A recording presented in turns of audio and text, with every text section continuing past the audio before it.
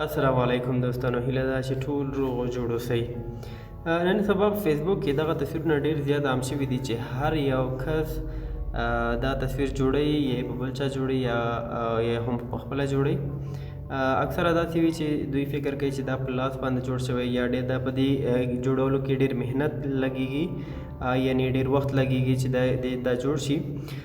خو په دې ویډیو کې تاسو ته ښیم چې څنګه کولی شئ د خپل ځان لپاره، د دوستانو لپاره مو دغسې تصویر په ډېر په اسانۍ سره جوړ کړئ.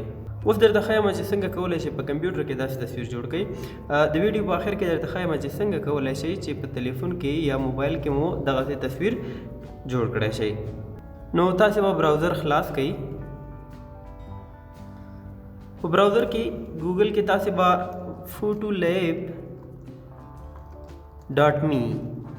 photolab.me به تاسې په دې ګوګل کې ولیکئ، او تاسو هم کولی شئ چې په URL کې هم تاسې www.photolab.me ولیکئ، او تاسو ته به هم دا ویب سایټ راخلاصېږي.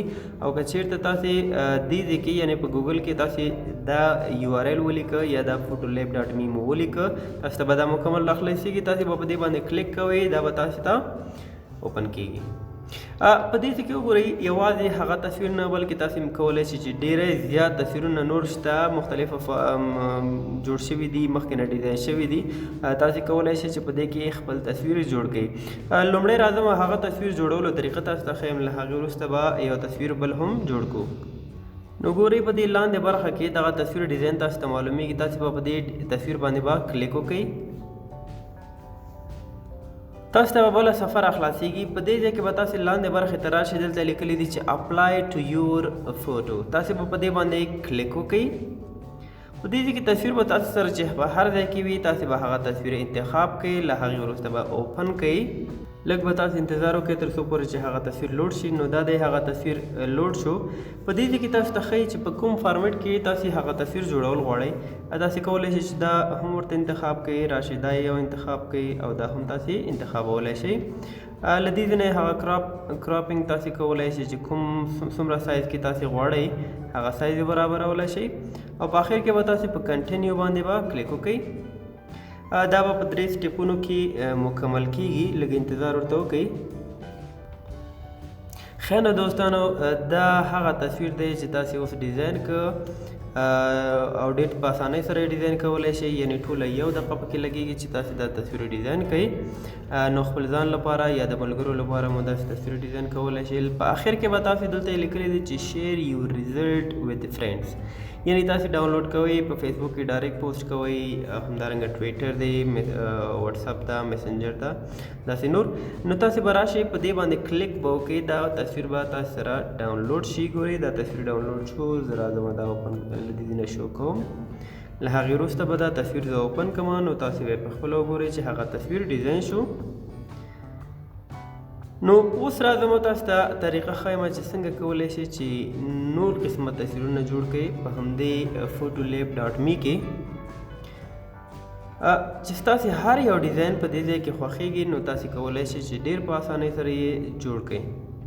نو زه راځم دا تصویر انتخابوم، زه داسې تصویر جوړول غواړم. نو په دې باندې کلیک کوم، لاندې برخې ته راځم، دلته راځي لیکلي اپلای ټو یور فوټو. تصویر انتخابوم، له هغې وروسته به یې اوپن کوم او انتظار کوم ورته چې لوډ شي. نو دا هغه تصویر لوډ شو. تاسې دغه اډجسټمنټ کولی شئ له دې نه. په آخر کې به تاسې کنټینیو باندې کلیک وکړئ. دا تصویر به په 3 سټیپونو کې مکمل شي، او تاسې کولی شئ چې بیا وګورئ. نو دا هغه تصویر دی چې ډېر په اسانۍ سره تاسې کولی شئ چې د خپل یا د نورو دوستانو تصویرونه جوړ کړئ. له دې نه تاسې کولی شئ چې دا تصویر هم ډاونلوډ کړئ.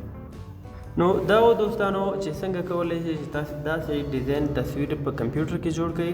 نو اوس راځم چې تاسو ته ښیم چې څنګه کولی شئ چې په خپل تلیفون کې داسې تصویر جوړ کړئ. ښه نو کله چې تاسې خپل تلیفون ته راغلی، تاسې به راشئ پلی سټور ته. پلی سټور به اوپن کړئ. پلی سټور کې به تاسې photolab ولیکئ. نو کله چې تاسې photolab ولیکه، تاسو ته به دغه اپلیکیشن مخې ته راشي. زه خو وایم چې د دې اپلیکیشن استعمال بیخي زیات دی په دې وختونو کې. تقریبا 100 میلیونه پلس خلکو دا ډاونلوډ کړی ده. او همدارنګه ریویوز هم لري، تقریبا 2 میلیونه ریویوز لري. نو تاسې به دغه اپلیکیشن باندې کلیک وکړئ. له هغې وروسته به تاسو ته په دې کې ډاونلوډ بټن راشي، نو تاسې به هغه ډاونلوډ کړئ. نو دا اپلیکیشن له مخکې ما ځان سره ډاونلوډ کړی ده، زه به راشم هغه اپلیکیشن به خلاص کړم. کله چې تاسې اپلیکیشن ډاونلوډ کړ له هغې وروسته به تاسې اپلیکیشن اوپن کړئ. نو کله چې تاسې اپلیکیشن اوپن کړ له دې نه تاسو ته وایي چې allow photo lab to access photo media and file on your phone. کیدای شي چې دا خطرناک هم اوسي ستاسې په تلیفون لپاره. نو که چیرې تاسې تصویر جوړول غواړئ تاسې به always allow باندې کلیک وکړئ. نو په دې ځای کې تاسو ته هغه طریقه ښایي چې څنګه کولی شئ چې تاسې داسې تصویر جوړ کړئ. نو اوس زه راځم د خپل ګیلري نه یو تصویر انتخابوم. نو دا تصویر دی چې ما انتخاب کړ، زه راځم همدې باندې کلیک کوم. نو دلته به تاسې انتظار وکړئ تر څو پورې چې دا 3 سټیپو کې دا پروسس مکمل شي. نو ګورئ دوستانو څومره په اسانۍ سره تاسې کولی شئ چې دا تصویر ډیزاین کړئ. نو تاسې به دلته د شیر په آیکن باندې کلیک وکړئ، له هغې وروسته به په گو ایټ باندې کلیک وکړئ. په آخر کې به تاسو ته د ډاونلوډ بټن راشي، نو تاسې به په دې ډاونلوډ بټن باندې کلیک وکړئ. ښه دلته د دوی ځینې اعلانات دي، دا به تاسې کلوز کړئ. نو ګورئ هغه تصویر تاسې سره ډاونلوډ شو، تاسې ته یې ولیکل چې سیف ان ګیلري. زه دا تصویر اوپن کوم اوس. ښه نو ګورئ دا هغه تصویر دی چې اوس ما ډیزاین کړ او تقریبا 1 دقیقه ونیوله. نو تاسې کولی شئ چې خپلو یا د دوستانو تصویرونه مو ډېر په اسانۍ سره د فوټو لیب له اپلیکیشن نه ډیزاین کړئ، جوړې کړئ او ورنه استفاده وکړئ. ښه نو دوستانو هیله ده چې په دې طریقه پوه شوي یاستئ. زما خپله نه خوښېږي چې زه خپل تصویرونه داسې ډیزاین کړم، خو که چیرې تاسې ډیزاین کول غواړئ نو تاسې کولی شئ چې ډېر په اسانۍ سره یا تاسې لکه څنګه چې تاسې ولیدل په 1 دقیقه کې تاسې داسې تصویرونه د خپل ځان لپاره یا د ملګرو لپاره مو ډیزاین کولی شئ. نو اوس لپاره ښه وخت ولرئ، الله مو مل شه.